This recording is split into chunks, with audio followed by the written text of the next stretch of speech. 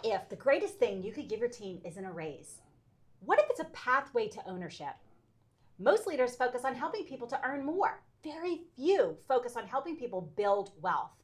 I'm here with Amy Lippincott, and we've been talking about business, buy versus build. What are the challenges? What are the learnings? And how to sort and sift through opportunities. But Amy, you've talked about helping your team invest together and help them think differently about money. What is it that drove that vision? Where did that vision come from? Well, so first of all, I developed a team much differently than most people. Everyone says, don't hire your friends, don't work with family.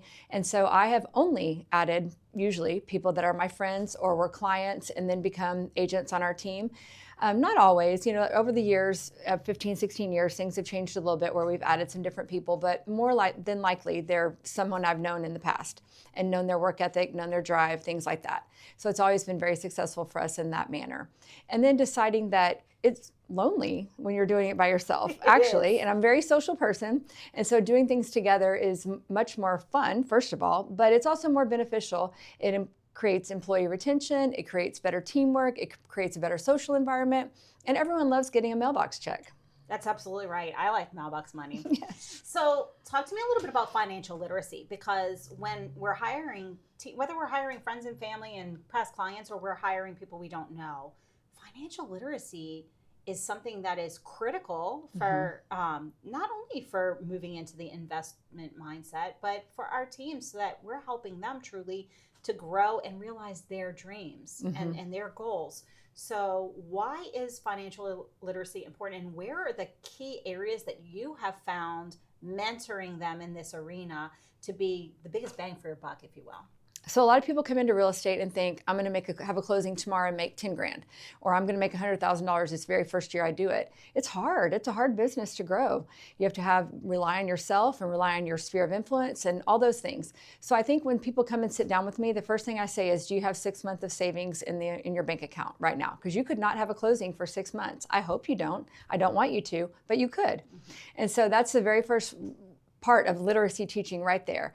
And then how to save for taxes, how to maneuver taxes as a real estate agent is super different than anything I've ever done in my past. And so making sure that they understand a lot of those things, key things, is really great. And then just teaching them that it is beyond living paycheck to paycheck or living month to month. You want to provide for your family 10 years from now. If something happens to you tomorrow and you're in a car accident, what happens next? How are you going to go show houses if that happens? And so that's been really key, is to helping them understand those things. And so what you're really doing is you're helping them take ownership over their financial health and well-being. And so tell me this, why do so many people, even when they know that that's the way to get independent financially or more secure financially, they still don't make that shift from income to investing? It takes a lot of work. I mean, it's a lot of work, just in the very basic part of it. You need to set up your LLC, you need to set up your bank account, you need to get a lawyer involved.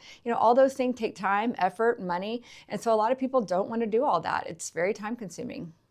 And so what happens when they actually make that shift and now they're thinking like owners, because they're like, okay, Amy's been telling me I need to do this. I'm going to just bite the bullet and take the time and the money and invest in myself.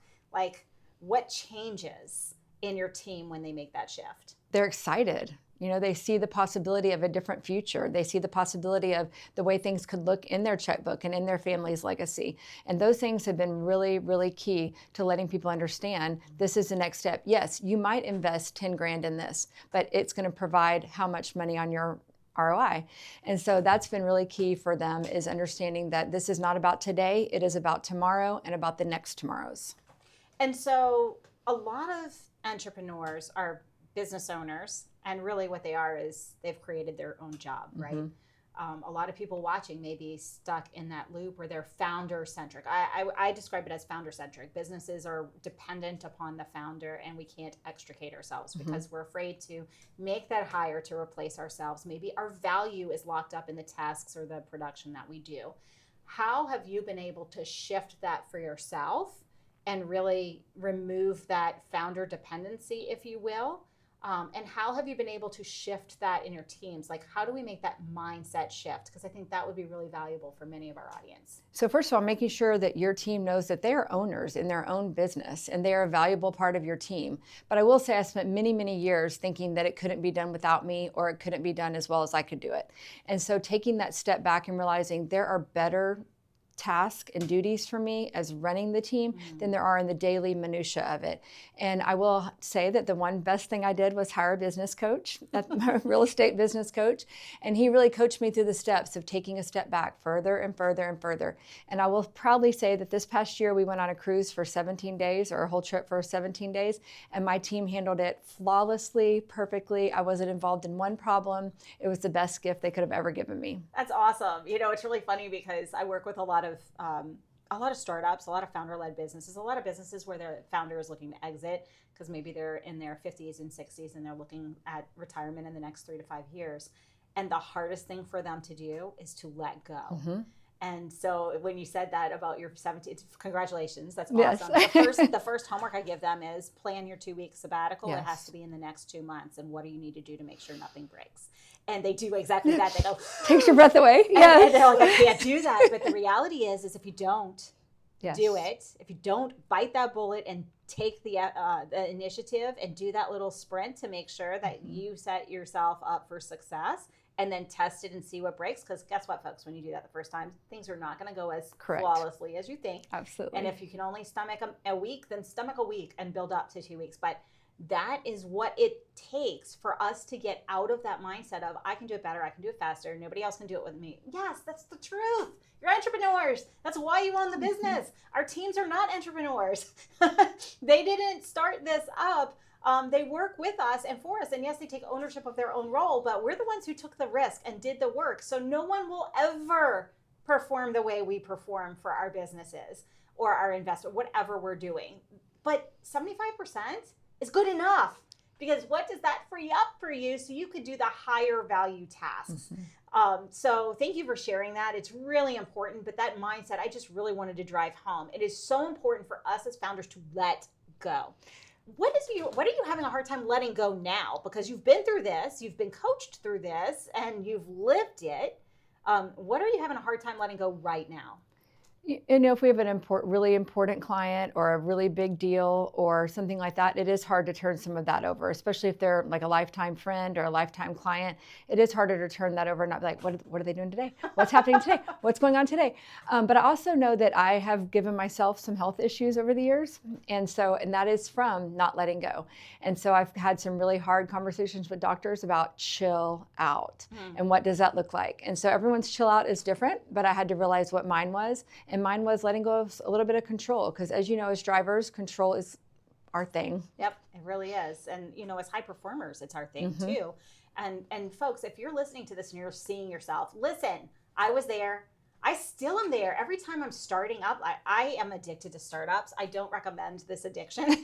I can't help myself. I love solving problems and starting up. That's the hardest thing you could possibly do, is start up a business. But I am so hyper focused and a high performer, and I want to achieve those results, and I know that I'm going to do whatever it takes to get there.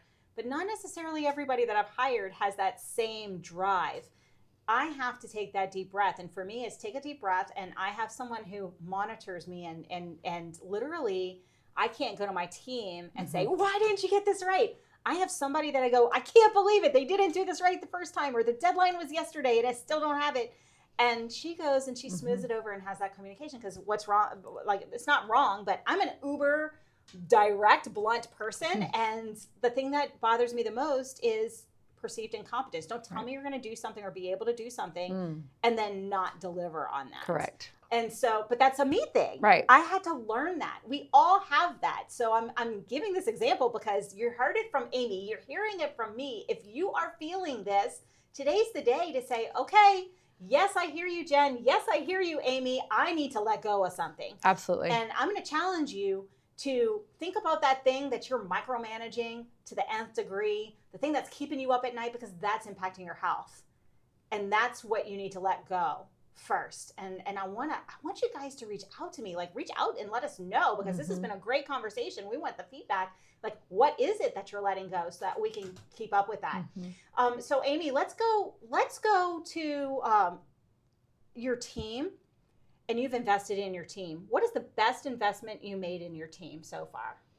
I think just time, giving them time of my own, and then teaching them how to grow themselves, teaching them how to have goals, set goals. What is the next goal? What do you want more of? What do you want to do better? I always say if you can get 1% better every single day, you're doing good. But if you're stagnant and you don't know what to do, come ask, like immediately. We can fix that problem. A lot of times people don't live their life as a real estate professional as they should. They let too many personal things get in the way. And I think that's a worst thing you can do. Live your real estate life just like it is a regular job, not just like, oh, I like to go see houses. I can work my schedule around other people's. No, this is a real job. And if you work it like that, it will pay off. That's fantastic. Thank you for that. So folks, the greatest lessons you can learn isn't how to make money. It's how to make your money work for you. It's how to set the boundaries so that you are operating and your business is supporting the life that you want. It's creating the business that is going to support the life you want today and tomorrow. And as Amy said, tomorrow's tomorrow. In our final segment coming up, we're going to talk about what's next, the trends Amy's watching, the opportunities she sees, and the mindset that every entrepreneur needs if they want to create wealth in the next decade. Coming right up.